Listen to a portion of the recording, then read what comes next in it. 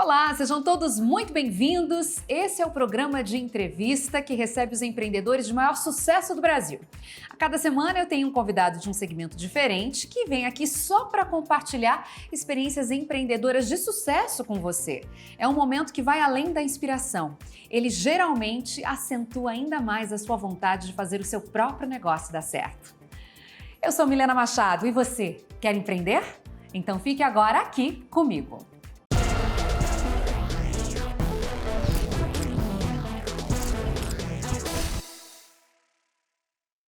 Hoje nós vamos falar sobre como empreender com novas ideias. Como saber se o que está na sua cabeça pode virar um bom negócio? O que fazer para evitar o fracasso logo de cara? Seria uma receita de sucesso ou um método de empreendedorismo? O meu convidado é Álvaro Chocair, fundador da Link School of Business, uma escola de negócios que, além de formar líderes executivos, também ensina a futuros empreendedores. É uma metodologia própria que vai além da teoria e já conquistou mais de 700 alunos desde a fundação em 2020. Álvaro, seja muito bem-vindo ao nosso reencontro, né? Já estivemos juntos num evento, inclusive que rendeu uma entrevista aqui para o canal Empreender, e agora a gente vai falar mais e profundamente, né, sobre a sua jornada empreendedora. Olá, obrigado, Milena, que bom revê-la. O prazer é todo nosso, viu? E eu já quero começar com uma provocação, porque como eu já te conheço, eu sei que você adora reflexões, né?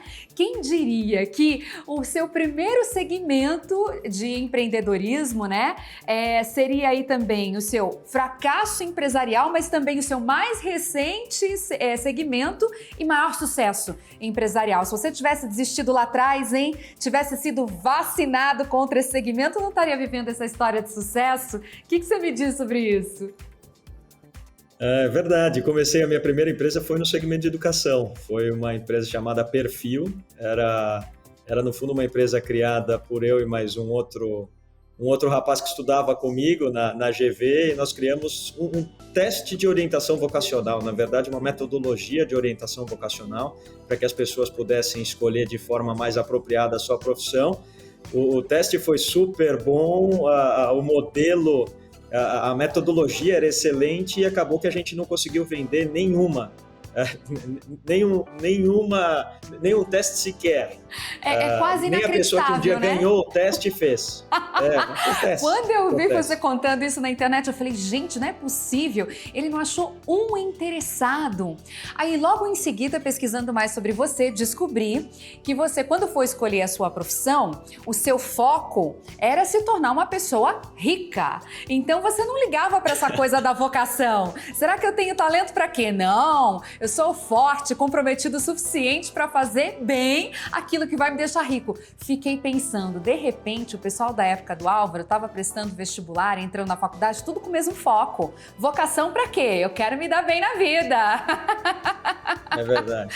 É difícil encontrar, né, a necessidade e o desejo do cliente, né? É muito difícil. Eu acho que esse é o maior erro das empresas que nascem, né? É você desenvolver um produto ou um serviço que não tenha ninguém disposto a pagar por aquilo.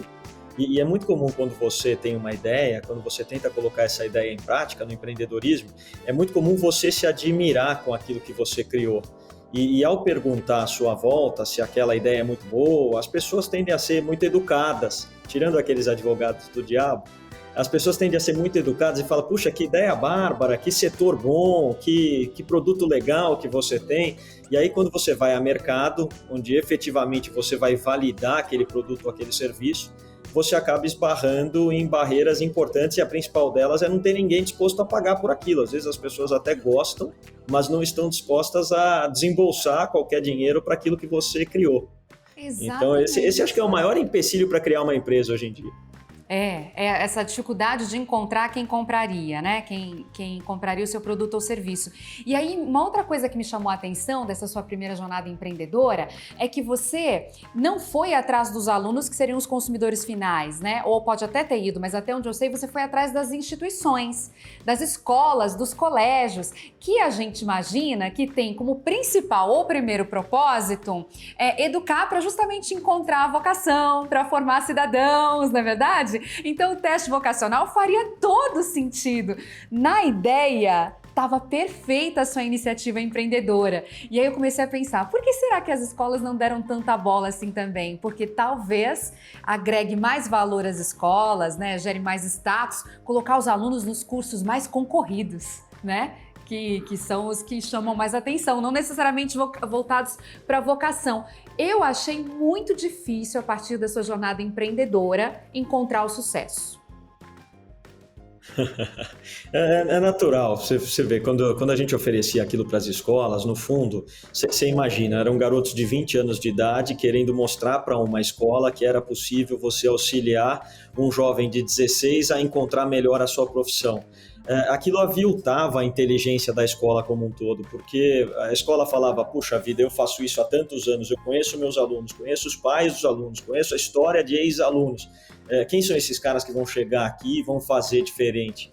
Então, sem dúvida alguma, o pitch deveria ter sido feito para os alunos diretamente. Como naquela época não tinha rede social, não tinha nem internet direito, era mais difícil você ter acesso direto. Então, o canal de distribuição foi um erro, sem dúvida alguma. Olha só, mas aí o tempo passou, né? E a nova geração está tão preocupada nisso, em ser feliz, em se realizar, né? Em encontrar o seu propósito, em descobrir a sua vocação. De repente agora faria sucesso. Você teria coragem de retomar uma ideia que você já testou no passado? Sem dúvida alguma, sem dúvida alguma. Eu acho que é muito interessante, né? No Brasil é muito comum a cultura de você errar uma vez, errar duas vezes e você ser taxado pelo meio, pela sociedade como um todo de fracassado, né? Puxa vida, esse aí tentou empreender, não deu certo, tentou outro negócio, não deu certo, ele não serve para muita coisa, é muito comum. Se você vai para ambientes diferentes de empreendedorismo, como por exemplo o Vale do Silício, nos Estados Unidos, ou mesmo em alguns lugares da Europa, Berlim, entre outros, a grande maioria das pessoas envolvidas nesse ecossistema entende que o fracasso nada mais é do que um passo a mais no caminho do sucesso. Então é muito comum que se quebrem algumas empresas no meio do caminho até a hora que você acerta uma. E o empreendedorismo te permite isso, porque no empreendedorismo, se você acertar uma vez bem feita, bem certa, você vai ter não só o dinheiro que você sempre desejou, como o reconhecimento do meio como um todo. Então, ele permite isso. É que muitas vezes a gente acaba desistindo antes da hora, mas faz parte, a resiliência, a perseverança e persistência faz parte da vida de qualquer empreendedor de sucesso, né? Você entrevista vários aí, deve ter histórias muito semelhantes, de fracassos e depois um grande acerto. Não, por aqui acredito que todos, talvez não todos 100%, mas quase todos que passaram aqui contaram algum momento de fracasso, falência, inclusive, passagens bem pesadas, assim, com histórias bonitas de coragem e de volta por cima. Muitas vezes também, por exemplo, aqui eu me lembrei do Sérgio Zimmermann, ele falou sobre a diferença entre culpa e responsabilidade, porque ele chegou a falir, né? E aí, isso aí, agora eu rapidamente traço um paralelo com a sua história, porque a sua segunda tentativa empreendedora teve muito sucesso, que foi a Cam Hunter, e você mudou de segmento, mas não mudou de sócio. Então, quer dizer, como é que foi, né? Você manteve essa relação empreendedora com os sócios? Como é que vocês aceitaram essa derrota? Como é que vocês se ressignificaram? Porque tem gente que até, nesse momento, apela para superstição, né? E fulano não me deu sorte, né? O segmento não é para mim. Fulano não me deu sorte. Você superou muita coisa aí. E foi em seguida, né? Coisa assim de pouco tempo depois, vocês já estavam lá numa nova ideia. Foi logo na sequência. Aliás, Milena, se tem uma coisa que eu sou muito grato na vida é por ter sócios ao longo do tempo que me ajudassem a criar ou mesmo me permitissem pegar carona em ideias fantásticas de negócios ao longo do tempo, né? Eu acredito que o empreendedorismo ele é um jogo coletivo, ele não é um jogo individual. A gente não consegue ser bom em tudo, né? Nitidamente as pessoas têm virtudes diferentes e você, se conseguir encontrar pessoas de virtudes complementares voltadas para o mesmo objetivo, claro, com os mesmos valores, os mesmos princípios, a chance daquilo dar certo passa a ser muito maior. E o problema da Perfil não tinha sido o problema de pessoas, talvez tenha sido o problema do produto, talvez tenha sido o problema do mercado, mas nós nos dávamos muito bem e tínhamos esse propósito de fazer alguma coisa de sucesso muito rápido. E aí essa migração do segmento de educação naquela época para o segmento de tecnologia que graças a Deus aconteceu num período do tempo, estamos falando de 1998, onde a internet estava começando a se popularizar e você digitava www. alguma coisa, aquilo abriu um universo inteiro, permitia você dar vazão a ideias de negócios num ambiente completamente novo e você não tinha que enfrentar players antigos, né?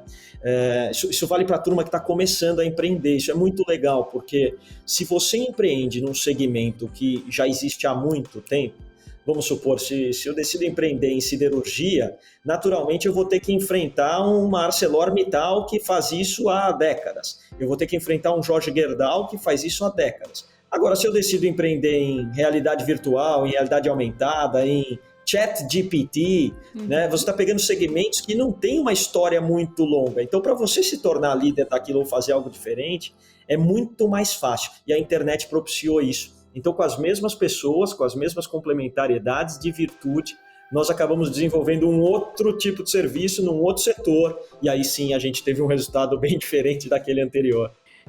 Aí vocês foram se conectar com empresas da Ásia, né, que produziam materiais químicos com compradores brasileiros, foram fazer essa ponte pela internet, e aí você até bem coloca que surgiu o seu primeiro exit, né, que seria a sua saída do negócio, a venda. Qual que é a emoção de vender, né, a ideia depois que você concretizou, consolidou um negócio? É fácil desapegar? Lembrando que você tinha aquela mentalidade de se tornar rico. Será que aí naquela hora o dinheiro falou mais alto, ou na hora que a gente empreende e o negócio sai, muda a história? É o máximo. Primeiro porque acho que a primeira satisfação que te dá, mais do que o dinheiro, é a sensação de você poder ter criado algo útil que interessou a muitas pessoas, inclusive a um player maior do mercado, a um fundo de investimento. Então, a sensação de você ter acertado no mercado é uma sensação que gera muito prazer. Claro que isso atrelado a um cheque gordo quando você tem 21 anos de idade, um cheque de alguns milhões de dólares, você olha para o lado e fala, meu Deus do céu, todos aqueles meus amigos que trabalham em banco de investimento, que trabalham numa grande companhia, muito provavelmente vão ter que viver 2, 3, 4 vidas aí para recolher o montante de capital que a gente recolheu no momento do exit, né? E quando você é garoto, você entende que eu lembro daquele joguinho do Mario Brothers, da Nintendo. Você salva a princesinha uma vez, você tem das moedinhas. Você salva a princesinha uma vez, você tem a sensação que você consegue salvá-la quantas vezes forem necessárias. E essa sensação que gerou na gente. Puxa vida, eu comecei um negócio do zero, 14 meses depois bateram a nossa porta, ofereceram um cheque para comprar aquele negócio. De posse daquele cheque, a gente tinha a nítida sensação de que a gente seria capaz de criar qualquer outro negócio em qualquer outro setor, naquela mesma razão e ter um resultado semelhante. Então isso foi um pouco acalentador para desapegar daquele filho chamado Chem Hunter naquele momento, né? E aí como é que ficou essa sociedade? Ela rendeu mais frutos? Como é que foi, resumidamente assim, as próximas jornadas empreendedoras? Você foi mudando de segmento, né? Primeiro cada um foi para um lado, né? Cada um pegou o seu dinheiro, a gente comemorou bastante aquela época, nós éramos em 4 sócios. Entraram mais 2. Cada um acabou... na verdade, entraram mais 2 no Chem Hunter, né? Eram 2 na Perfil, depois ficamos em 4 no Chem Hunter e a sociedade era dividida um quarto, cada um pegou o seu cheque e foi fazer algo semelhante. Eu tinha me inscrito na época para fazer um mestrado de finanças em Wharton, mas antes que eu pudesse ir para Wharton, eu encontrei um outro amigo de faculdade que estava querendo montar uma gestora, o Zé Carlos Reis de Magalhães, e ele falou, Álvaro, acho que eu vou tirar do chão essa gestora aqui, não tenho ninguém para me ajudar, se você quiser vir junto. E aí eu acabei, dessa vez, diferente das outras 2 vezes, eu acabei pegando carona na ideia de uma outra pessoa, acabei virando o primeiro funcionário, o primeiro sócio daquela outra gestora, e aí foi uma história completamente diferente do Chem Hunter em termos de tamanho, uma história que teve também um sucesso muito curto, mas que nos levou para a Bolsa de Valores, que nos levou para um IPO num patamar completamente diferente, bem acima, onde em 31 de maio de 2007 nós tocamos aquele sino da Bovespa lá e fizemos a nossa oferta pública de ações, né? Eu acho que essa foi a grande diferença em patrimônio na minha vida, eu acho que veio através da Tapon Investimento. E aí depois você teve um momento também de carreira executiva, né? Participando de várias empresas de várias formas distintas. E aí o empreendedorismo te chamou de volta quando? Em que situação? Eu acho que sempre foi, Milena. Eu acho que eu não, apesar de ser executivo, eu era executivo da minha própria empresa, né? Então era aquele sócio fundador, né? Executivo mesmo de dia a dia, de trabalhar 16, 17 horas por dia sem problema nenhum, mas sempre para mim mesmo. A única pessoa que conseguiu assinar minha carteira de trabalho foi por 8 meses num estágio que eu tive com 19 anos na Companhia Suzano de Papel e Celulose. Eu tive a alegria de poder trabalhar diretamente com o seu Leon Pfeffer, fundador da Suzano, que à época tinha 92 anos de idade, avô do Davi, que toca a companhia hoje, né? E foi o único emprego que eu tive. Todo o resto, eu sempre toquei meus negócios, mas eram negócios que eu tinha uma participação e até hoje é assim. Entendi. E aí, o seu perfil está sempre entre jovens, né? Assim, pessoas contemporâneas a você, pelo que eu percebo, né? Tá sempre ligado no momento, na tendência, na inovação, né? Você é muito atento. Eu acho que é muito interessante, né? Na Link, hoje a gente tem pessoas de todas as idades. A gente tem uma pessoa no corpo executivo de 73 anos, e a gente tem gente de 19 anos, de 18 anos. Às vezes, quando eu vou assinar a carteira de trabalho de alguém que eu vejo que a pessoa nasceu em 2020 e em 2005, eu tomo um susto, né? Eu falo, como assim nasceu em 2005? Eu tenho 44 anos hoje. Mas eu acho que essa diferença de pensamento de gerações é muito saudável para uma companhia. Eu falo, toda vez que eu encontro um grande empresário, mesmo essa turma de companhia aberta, eu falo, olha, se você não tem... É muito comum a gente querer formar um conselho de investimentos, um conselho de administração, um conselho fiscal, com pessoas com muita experiência em anos de vida, né? Muito comum. E eu falo para eles, vocês precisam ter alguém de 17 anos aí no board. Não, como assim? 17 anos, está no ensino médio, como está entrando na faculdade, como assim? Eu falo, porque essa turma vai trazer um jeito de pensar completamente diferente dos mais velhos. Essa turma nasceu com tecnologia disponível, essa turma não precisou buscar informação, ralar para buscar informação. Hoje, qualquer celular, você tem um mundo à sua disposição. São pessoas que já pensam num jeito em que todo mundo tem que ganhar junto, um jeito cooperativista e não aquele jeito competitivo que eu aprendi na escola. São pessoas que já pensam e olham o mundo de forma diferente. Então seria fundamental que essas ideias com a turma mais jovem, elas fossem trocadas diariamente. Eu faço isso diariamente, eu desço quase todo dia na Link, eu pergunto o que a turma acha, pergunto para os meus filhos, tenho 2, um de 17, um de 14, e dou muito ouvidos, não pergunto por perguntar não. Eu ouço muito o que eles têm para falar, porque eles dizem profundamente sobre o que tem de mais novo do mundo. Muito bem, exatamente sobre a Link que a gente vai conversar, mas no próximo bloco, tá bom?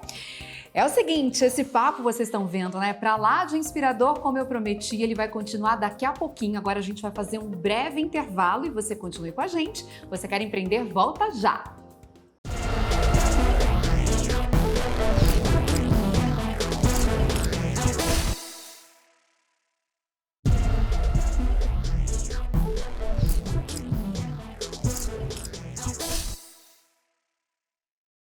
Estamos de volta! O Você Quer Empreender de hoje está falando sobre como ter sucesso empreendendo com novas ideias.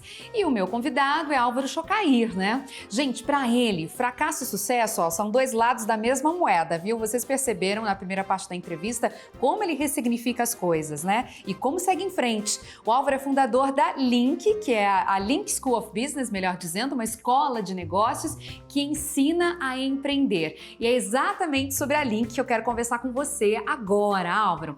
Como que é, né, esse ensino da Link que é tão diferenciado, e a Link nasce num momento bastante desafiador para o mundo, convivendo com inteligência artificial, né, convivendo também com a substituição de força de trabalho, com novos empregos, tudo muito dinâmico. Qual que é o grande diferencial da Link? Bom, antes de mais nada, a Link é uma faculdade de um curso só, de administração de empresas, de negócios, com o objetivo de formar empreendedores. Existem algumas diferenças, Milena. A gente percebe que no mundo, quando nós olhamos as instituições de ensino no geral, elas sempre foram pautadas num elemento.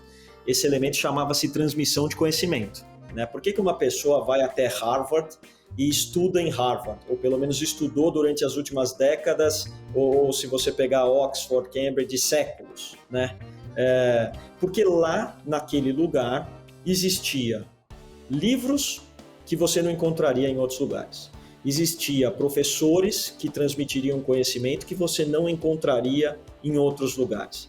Existia institutos de pesquisa que desenvolviam ali coisas novas para o mundo ou que eram desconhecidas para o mundo como um todo. As instituições de ensino passaram séculos pautadas em transmissão de conhecimento. O que aconteceu de 20 anos para cá foi uma grande mudança em relação a isso, porque hoje não existe nenhuma aula sequer que é dada em Harvard que você não encontre no YouTube. Claro que talvez você não encontre a mesma semântica ou o mesmo personagem ali transmitindo, mas aquele assunto está disponível. Está tudo disponível hoje, em termos de transmissão de conhecimento.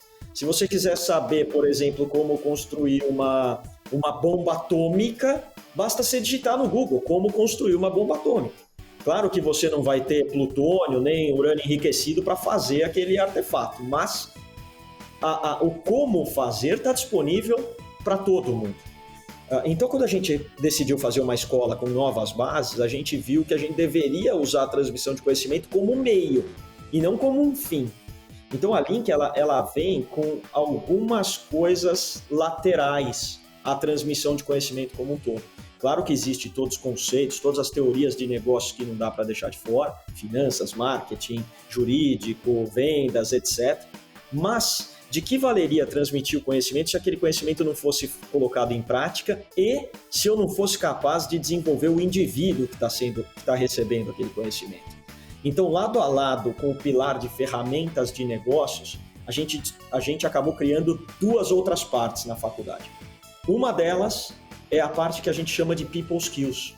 É a parte do desenvolvimento daquela pessoa que chega ali, para ela saber quem ela é, para ela saber de onde ela veio, para ela saber o que ela quer da vida, onde ela quer chegar. Então você tem aulas de autoconhecimento, você tem aulas de empatia, você tem aulas de gerenciamento de crise, você tem aula de técnica de negociação, de liderança, até de etiqueta tem aula. Uhum. Por quê? Porque se eu for ao Palácio de Buckingham ter uma reunião, eu deveria me vestir e me portar de uma maneira. Se eu for a uma obra civil, eu devo me vestir e me portar de outra maneira, né? Então, tudo isso faz com que a pessoa que saia da Link, ou depois de um tempo que estude na Link, ela saia melhor independente do arcabouço de negócio que ela recebeu ou não. Então, essa parte de desenvolvimento humano, que a gente carinhosamente chama de People Skills, ela para nós é tão importante quanto as ferramentas de negócio. E existe também um outro pilar, que é o pilar da aceleradora de negócio. Porque você fala assim, tudo bem, você desenvolveu o garoto ou a garota que chegaram lá, você deu para eles ferramenta de negócios, e agora, como é que você sabe se essa educação que você deu certo ou não? Então vamos testar? Vamos colocar em prática, vamos criar um produto, vamos criar um serviço, vamos oferecer isso para o mercado, e a gente pode se orgulhar em dizer, Milena, que hoje 30% dos nossos alunos têm um CNPJ, têm empresas, muitos deles tiveram eventos de liquidez da ordem de milhões de reais, e não existe outra faculdade no mundo que na graduação tenha tamanha porcentagem de empreendedores dentro da sua grade de alunos. Nem Babson, que é considerada a faculdade número 1 de empreendedores nos Estados Unidos, tem tamanha porcentagem de empresários, de empreendedores dentro da faculdade enquanto cursam a graduação. Muitos deles pagam a faculdade com as receitas das suas empresas, muitos já quitaram a faculdade pelos eventos de liquidez que tiveram e continuam usando de todo aquele arcabouço, de todo aquele ecossistema que permite você ter relacionamentos com quem você queira ter, acesso a capital quando necessário, conteúdo disponível, mentores de negócio e assim por diante, para fazer o teu negócio florescer. Nossa, Álvaro, estou encantada com o que você está falando, quero muito conhecer as instalações, já já a gente vai falar sobre o campus, inclusive, da universidade. Já está convidado.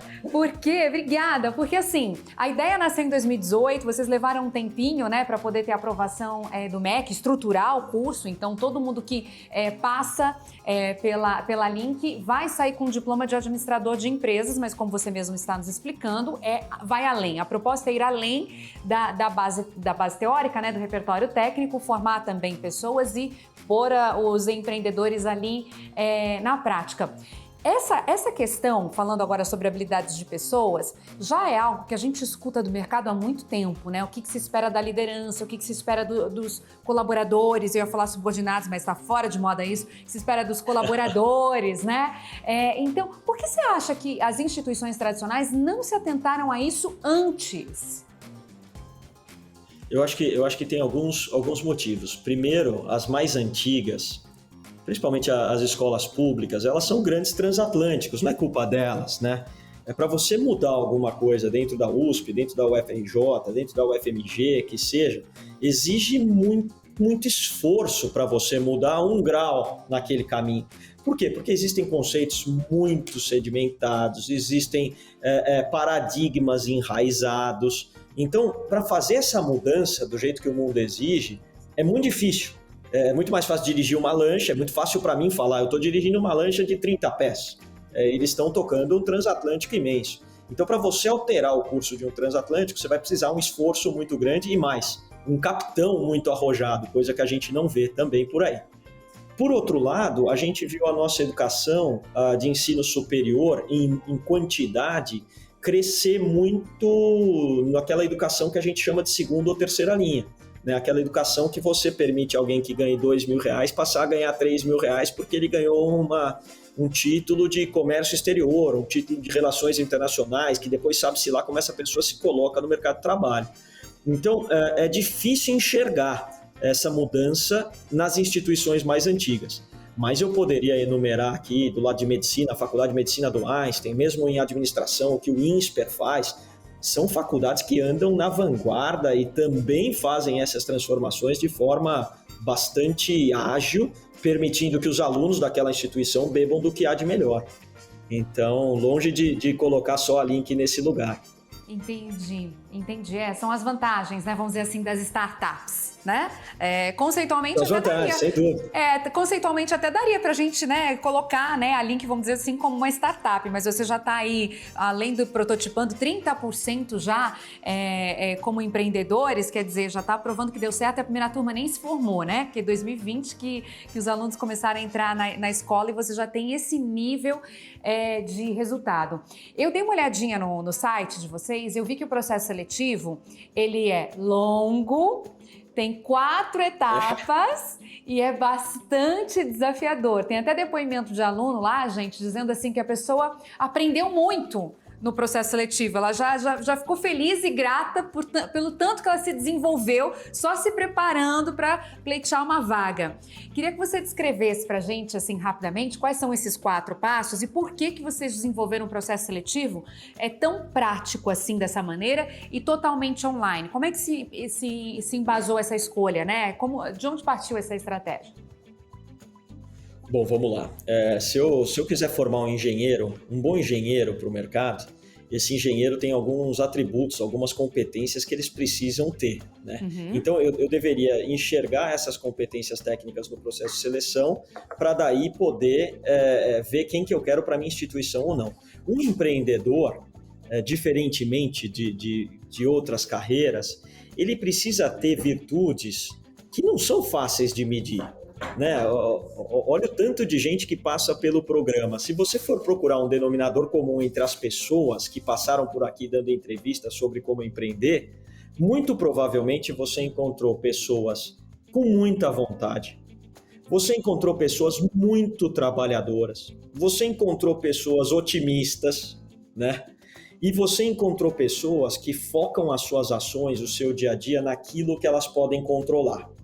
É difícil você pegar um empreendedor que quer resolver um problema que ele não controla ou quer pôr a culpa em alguém. Ele é aquele que absorve aquele problema e fala, deixa comigo que eu faço acontecer, né? Com a convicção de quem resolve. Então, dada essas virtudes necessárias para que você se torne um dono de empresa, nós precisaríamos criar um processo de seleção que buscasse essas virtudes. Hoje, quando eu vejo um aluno se formando num colégio de ensino médio bom aqui de São Paulo ou de outros capitais que seja, eu não preciso testar o português desse menino ou dessa menina. Ele já teve tanta coisa de português que minimamente eu preciso ver se ele sabe escrever, se ele sabe se virar, claro. Mas eu não vou cobrar dele oração subordinada a X. Aquilo ele já teve. Eu não vou cobrar dele o livro Dom Casmurro. Ele já leu ou não leu. Tanto faz para o empreendedor isso, né? Então, se eu cobrasse mitose e meiose, equação polinomial, eu estaria medindo coisas que não me servem para ver um empreendedor. Pode fazer você, João. Ainda lembro alguma coisa. Mas, se eu criar para ele um processo que eu consigo medir a resiliência, que eu consigo medir a capacidade dele de se comunicar, que eu consigo medir a capacidade dele de resolver problema rápido, de ter empatia com outras pessoas, e de tudo que ele fez na vida até aqui, eu consigo ter uma visão muito mais holística desse sujeito para falar, esse aqui serve aqui para a nossa instituição, para atender o nosso propósito, e esse outro aqui vai servir para outra instituição, mas não para nós, né? Então nós criamos um processo em que eu tenho a parte de preparação, que eu avalio tudo que esse menino, essa menina fez na vida até chegar aqui, as ações sociais, os esportes, o histórico escolar, a música, as línguas que ele fala, as experiências internacionais, tudo isso para nós conta.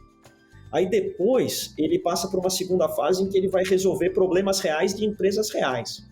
Para você ter uma ideia, Milena, o primeiro vestibular da Link, ele foi construído junto com a Ambev, junto com a XP, junto com o Google e junto com a Stone. São empresas bilionárias, né? Sim. Então, os executivos dessas empresas já passou por aqui criaram... contando sobre a Stone.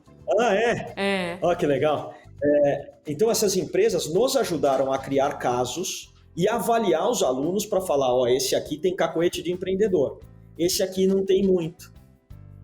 Então, resolvendo casos reais, de empresas reais, a gente dá a possibilidade para o aluno pegar tudo aquilo que ele viu na faculdade e, ao invés dele fazer uma prova de múltipla escolha de 80 questões em 4 horas, ele resolve um problema real que a vida oferece.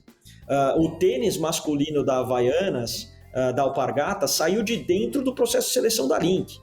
A precificação do drone da Embraer, que vai trazer um passageiro de Guarulhos para Faria Lima, daqui é um projeto que era top secret na época, que foi divulgado 2 dias antes do vestibular, foi desenvolvida pelo processo de seleção da Link, né?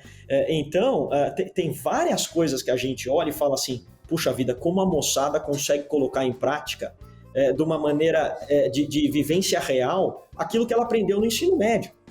O ensino médio hoje, nosso, na grande maioria, a gente forma não cidadãos para o mundo, a gente forma fazedores de prova. Para ele fazer um Enem, para ele fazer uma FUVEST, para ele fazer uma prova múltipla escolha ou escrever uma redação nota 1000. Isso para nós tanto faz. Eu quero pegar um garoto ou uma garota que tenha brilho nos olhos, que tenha faca nos dentes e faça isso acontecer. Então essa é a segunda etapa. Na terceira etapa, a gente bota todo mundo no group session, grupos de 6, 7 pessoas para ver como é a competência social, psicológica, sob pressão daquele indivíduo. E depois, numa parte online, final, né? aí ainda tudo online. É o processo inteiro online. Foi o primeiro vestibular online do país. Pois é. De todas as faculdades. E a quarta fase que você estava explicando agora, que a entrevista também é online. Online é essa que a gente está fazendo aqui. Eu estou tendo uma oportunidade de te conhecer um pouco melhor, você está tendo uma oportunidade de me conhecer um pouco melhor, e ao final você pode falar assim, nossa, nunca mais vou chamar o Álvaro no programa, ou vou falar, nossa, se eu precisar eu chamo o Álvaro, e eu vou falar que moça simpática, que se apresenta bem, fala bem, como eu posso tirar de você aqui por essa pouca interação que a gente teve. É ótimo, eu vou te chamar muitas vezes aqui no canal, a gente já está com mais de 40 programas, aquele dia que a gente se conheceu, acho que tinha uns 30, a gente também está indo muito bem. Nossa. viu? Num crescimento Que exponencial. beleza, aqui. eu tenho acompanhado. Você vai voltar muitas vezes. Eu achei tudo isso muito interessante. E aí, eu quero aproveitar para fazer a segunda provocação para você, porque você recebe a bola, bate no peito mesmo, e é gostoso conversar com você, porque a gente percebe que você é muito preparado, né? A gente sabe que o ensino, ele é uma alavanca de... Quer ver que legal? Vou fazer um merchan no seu programa. Vai. Essa empresa aqui é de um aluno da Link. Olha! Essa água na caixa saiu daqui de dentro. Que legal! Adorei saber! Vamos fazer alguma coisa legal, assim? né? Vamos pensar numa pauta assim. Eu acho que é legal saber sobre as novas ideias, né? Vamos mostrar quão criativo é o É muito brasileiro? legal. Nossa, moçada, muito. A gente Vamos se surpreende, Milena, muitas vezes. É muito legal. Desculpa interrompê-la. Não, imagina. Eu ia fazer a segunda provocação que eu planejei aqui para nossa entrevista. A primeira você saiu super bem. A segunda vai sair também, tenho certeza. Mas a gente sabe, ainda mais num país como o nosso, o Brasil, que a educação ela é uma alavanca de ascensão social, né? A gente hoje ainda encontra pessoas que são a primeira geração a se formar, né, na faculdade, né? Você falou das universidades, das faculdades mais acessíveis, elas acabam, vamos dizer assim, democratizando essa transferência de conhecimento que você citou muito bem, né, que seria a instituição tradicional, e isso acaba abrindo portas para muita gente, né? É o ganhar diferente, formar uma família, ter um outro estilo de vida e tudo mais. Lá no próprio site de vocês eu vi o valor da mensalidade, passa de R$10.000. E o processo seletivo de vocês, você mesmo explicou, né? A vivência, os esportes, a língua que fala e etc. Tudo isso já é um grande funil, né? Como é que você faz, ou que tipo de mecanismo vocês da Link criaram para justamente fazer parte desse movimento de ascensão, para trazer a diversidade entre os alunos, você mesmo falou sobre a importância da diversidade, falando de gerações, né? Falando agora do extrato social. Como é que você faz para lidar com tudo isso, com essa grande disparidade que existe no nosso país, né? Uma coisa é esse processo seletivo acontecer num país de primeiro mundo, com uma renda per capita super alta, outra coisa é acontecer aqui no Brasil. Como é que vocês estão resolvendo esse problema de negócio? Nossa, que pergunta boa. A gente pensou isso desde o comecinho. Seria uma irresponsabilidade nossa criar uma escola de elite e essa escola ser exclusivamente dedicada para a elite. Então, desde o começo, a gente se ocupou em falar como é que a gente pode manter tudo aquilo que a gente sonhou de bom e de melhor para a Link, ou seja, criar uma escola de elite, mas que não seja exclusivamente para a elite. E isso é o elemento de todos que a gente criou aqui que mais nos orgulha. E eu falo por mim e tenho certeza que posso falar por todos os meus sócios aqui na Link. A gente criou um programa de bolsa que não depende de doações, Milena. A própria Link abre mão de 30% da sua receita para prover bolsas de estudo para aquelas pessoas que passem no processo de seleção com aquelas características de empreendedor que a gente falou, e característica de empreendedor, vontade, brilho no olho, pouco tem a ver com camada social, muito pelo contrário, a gente vê muita gente vindo de uma classe social diferente daquela que poderia pagar os R$11.000 por mês, né? Mas com um brilho nos olhos, uma capacidade de trabalho e muitas vezes academicamente tendo um resultado na parte de cima da tabela, né? Então a gente abre mão da nossa receita e prover até 30% do nosso faturamento em bolsas de estudo. Isso para que o cérebro faça a imagem. Imagina que a Apple falasse assim, olha, 30% dos iPhones eu vou dar um super desconto para quem não tem a capacidade de ter iPhone e poder ter iPhone. É isso que a gente fez. Então, quase que quem paga, quem tem capacidade de pagar, está pagando por ele um pedacinho para quem não tem capacidade de pagar. Hoje, 40% dos alunos da Link são bolsistas. As bolsas variam de 10% até 2 casos que a gente tem de bolsa integral. No site a gente fala que vai até 85%, mas a gente tem casos de bolsistas integrais que recebem uma educação de R$11.000 por mês sem ter que pagar nada por aquilo, mas com o comprometimento de que uma vez que ele vá bem na vida lá na frente, ele restitua isso para outro aluno que esteja vindo daqui 5, 10 anos, que provavelmente estará na mesma na mesma posição que ele se encontrou quando prestou o vestibular e ele vai poder dar a oportunidade de devolver para alguém aquilo que ele recebeu de nós. Então a gente só fez a roda girar. A partir daí são os próprios alunos que tiveram sua educação financiada que vão financiar para os outros. Eu não dependo de FIES, não dependo de ProUni, não dependo de passar o chapeuzinho entre as empresas todo ano para um fundo de bolsas, não. É de nós para nós mesmos, de nós para os alunos, melhor dizendo. E isso é motivo de muito orgulho para nós, muito orgulho mesmo, porque é um jeito diferente de você pensar a filantropia, né? Sim. Muito, muito, muito legal. Adorei. Tudo super arrojado. Antes da gente chamar o intervalo, eu quero só te fazer mais uma pergunta sobre a Link, porque estudando vocês me gerou essa curiosidade, né?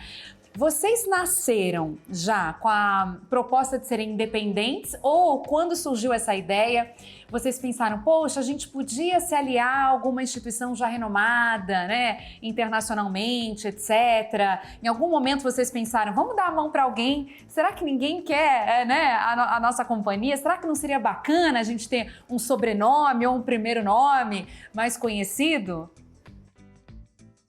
Uma vez eu estava na missa e eu vi uma passagem muito interessante. Falava assim, vinho novo precisa estar em odre novo. Vinho novo em vaso velho explode o vaso. Então a gente não pensou desde o começo a se unir em ninguém. Nós pensamos em fazer uma escola nova do zero, sem vícios, sem pensamentos antigos, mas sem dúvida alguma com pontos de admiração importantes.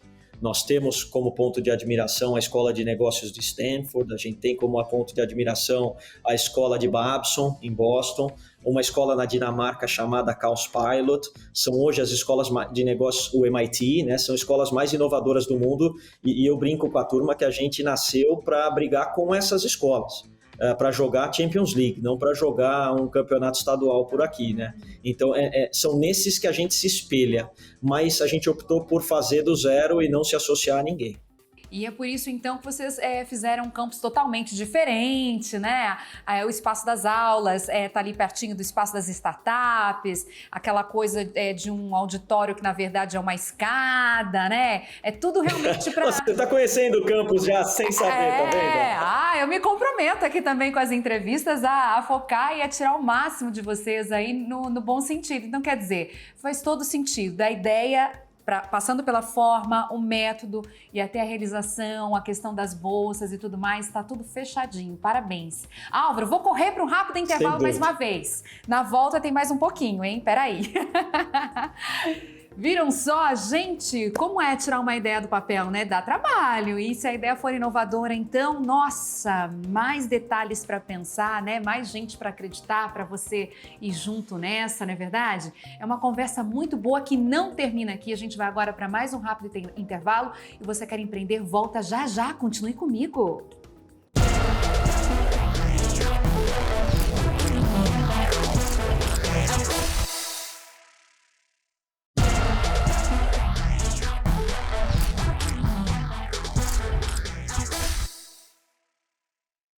Esse é o Você Quer Empreender, toda quinta-feira, papo inédito. Hoje a gente falando sobre como ter sucesso empreendendo com novas ideias. Meu convidado é Álvaro Chocair, fundador da Link School of Business.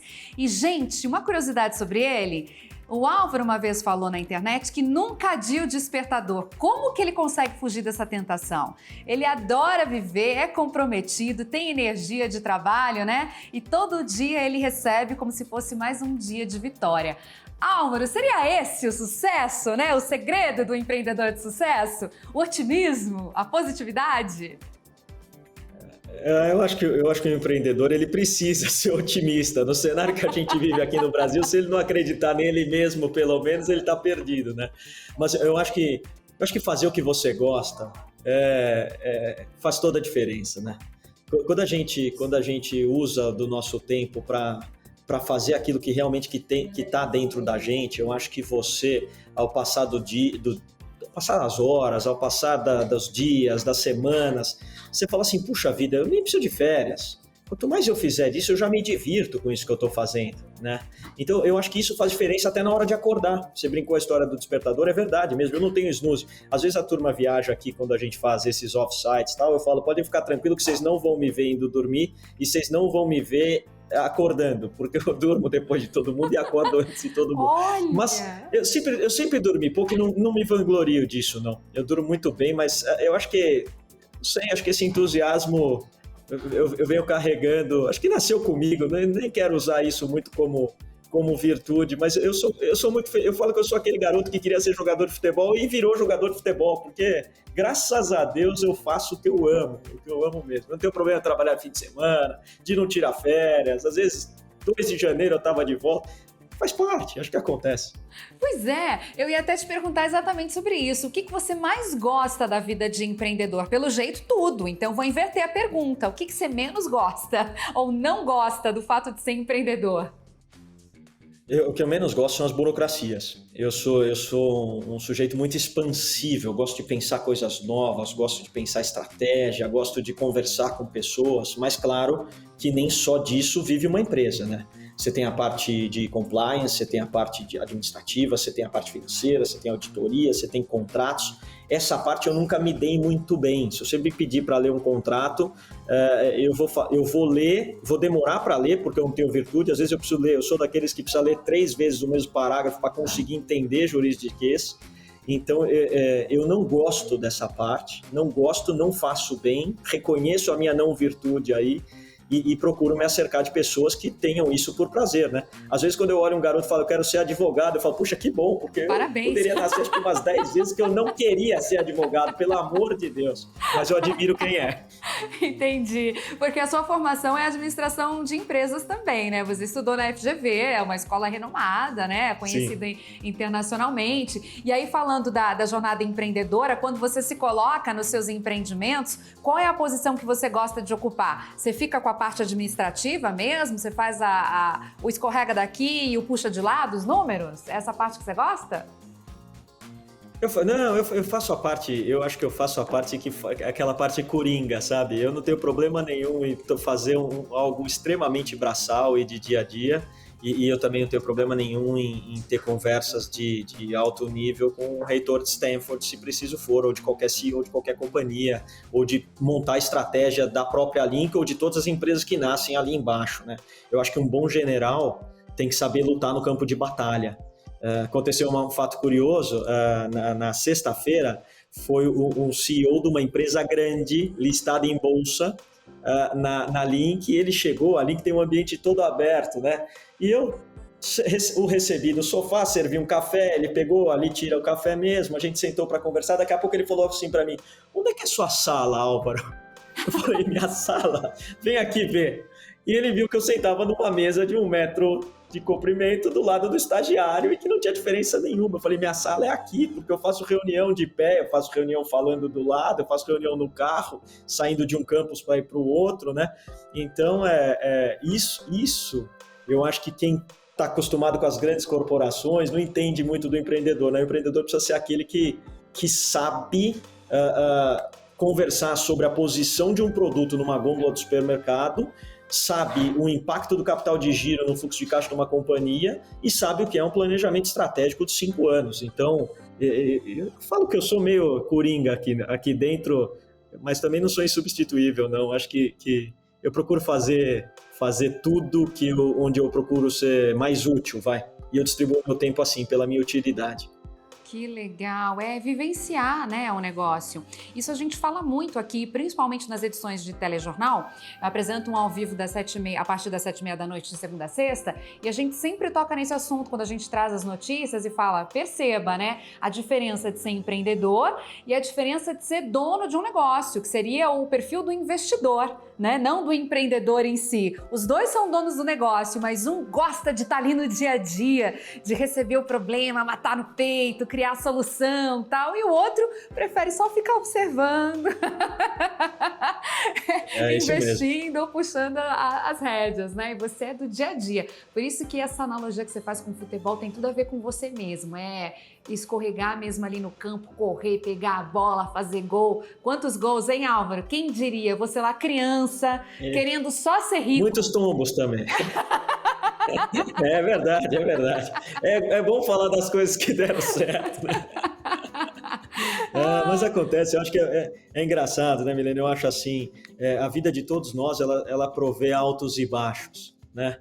De todos nós, em várias esferas, nos negócios, nas relações amorosas, familiares, na parte de saúde, né? Quem que dá para falar que está bem o tempo todo em todas as esferas da vida? Mas eu acho que a forma como a gente encara os problemas e olha para cada uma das adversidades que aparecem e como a gente reage a tudo isso é o que realmente dá o tamanho de um ser frente a tudo isso, né? E acho que se a gente conseguisse olhar com a cabeça de que uma adversidade é só algo efêmero, assim como uma grande conquista, a gente estaria sempre com a guarda alta para continuar fazendo dia a dia aquilo que a gente se propôs a fazer. Ah, que lindo! Adorei! Fechou muito bem o nosso encontro.